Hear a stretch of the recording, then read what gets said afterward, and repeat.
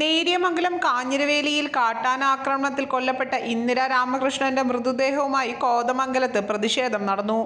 കോതമംഗലം ടൗണിൽ കോൺഗ്രസ് നേതാക്കളായ മാത്യു കുഴൽനാടന്റെയും ഡീൻ കുര്യാക്കോസിന്റെയും നേതൃത്വത്തിലാണ് പ്രതിഷേധ മാർച്ച് നടക്കുന്നത്.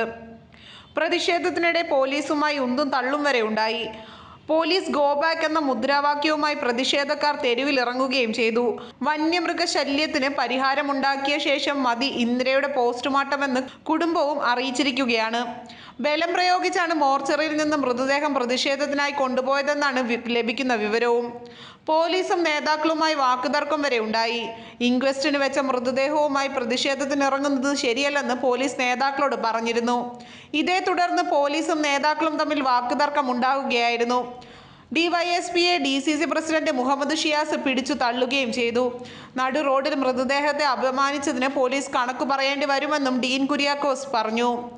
മന്ത്രിമാർ സ്ഥലത്തെത്തിയ ശേഷം മാത്രമേ പ്രതിഷേധം അവസാനിപ്പിക്കൂ എന്നും നേതാക്കൾ അറിയിച്ചിട്ടുണ്ട്. ഇന്നു രാവിലെ 9 മണിയോടെ കൃഷിയിടത്തിൽ ആടിനെ കെട്ടുന്നതിനിടെയാണ് ഇന്ദിരയ്ക്ക് നേരെ കാട്ടാന ആക്രമണമുണ്ടായത്. ഓടി രക്ഷപ്പെടാൻ ശ്രമിച്ചെങ്കിലും വീണുപോയ ഇന്ദിരയെ കാട്ടാന ആക്രമിക്കുകയായിരുന്നു. നിലവിളി കേട്ട് അയൽവാസികൾ എത്തിയപ്പോൾ ഇന്ദിര രക്തത്തിൽ കുളിച്ചു കിടക്കുന്ന നിലയിലായിരുന്നു കണ്ടെത്തിയത്. ഉടൻ തന്നെ കോതമംഗലത്തെ ആശുപത്രിയിൽ കൊണ്ടുപോയെങ്കിലും ജീവൻ രക്ഷിക്കാനായില്ല.